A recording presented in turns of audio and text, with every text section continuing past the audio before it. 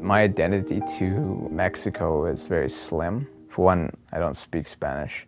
I'm not from there. I don't do any of the same stuff that they do there. So like I said before, I'm purely Canadian. When I look in the mirror, I just see I see a face, but I don't even know where it comes from. I kind of consider myself Caucasian in a way, because at school I don't have very many Asian friends because I usually can't connect with them because they usually are speaking Chinese or something and I can't understand them. So, and also with sports, a lot of Asians don't play the sports that I play. They'll play tennis and badminton, stereotypically.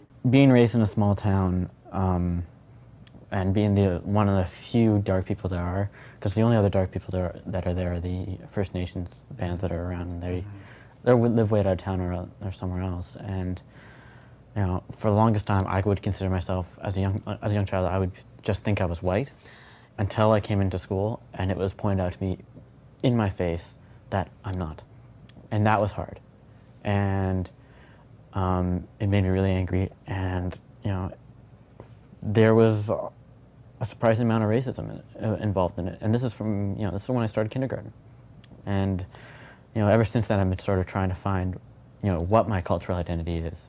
And I figured, in this day and age, I figured it doesn't matter what my ethnic cultural identity is. If I align and I just have to be true to myself. So what you see before you is sort of the result of just searching, and I realized, it doesn't matter. People just need to accept me for who I am, and that's it. And if they can't, I don't want to be around them. I'm mestiza, which from Peru, so that means I've got indigenous Peruvian background as well as Spanish.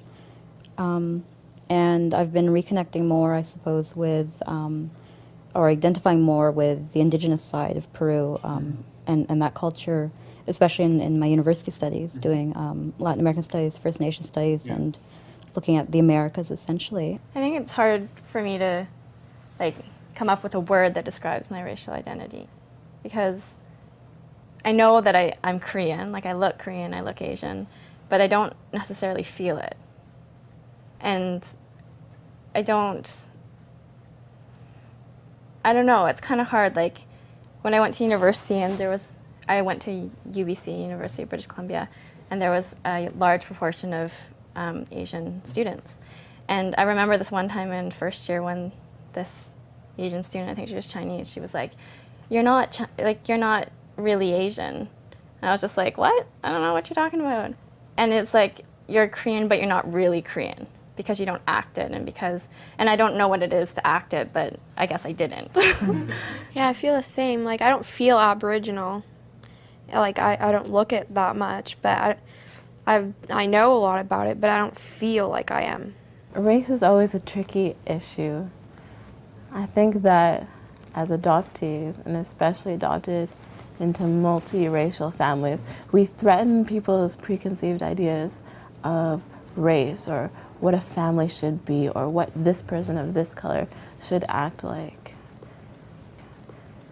I think that a journey towards discovering who we are, or do we fit into this race? Do I feel Canadian? Do I feel Black?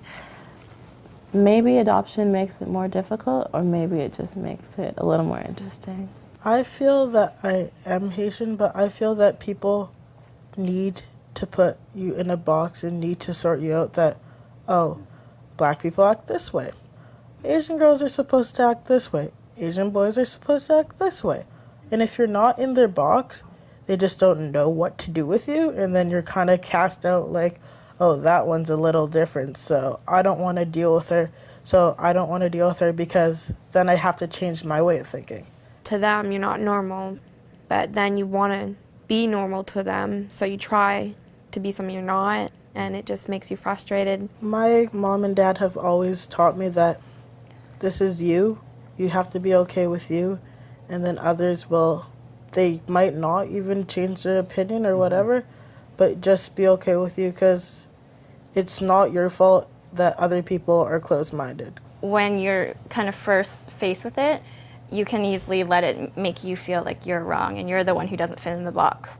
But I think over time, at least I've found that you kind of come to realize that it's their box, and and it's not who you need to please, and it's not where you need to fit, and you know where you fit and you know who you are. Well, growing up, I never really had, like, I actually had a lot of Latin friends.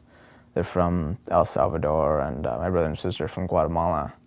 So that helped a bit, or helped a lot, I'd say, just being around more Latin people. Role models play a huge part in shaping who you are, especially if you've had them since you were little and they're consistent in your lives. I know with my mom, just her strength and her willingness to kind of give herself to her children makes me want to do that for my children when I have them.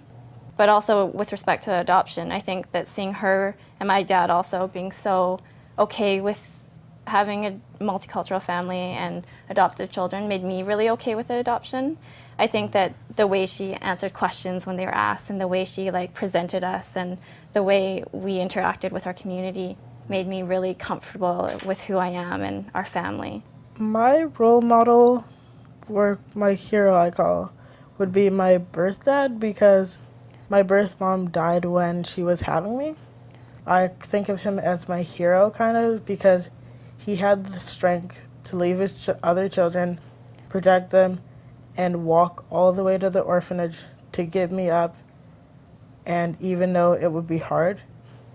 But so I kind of think that if he can do that, then I can face anything pretty much.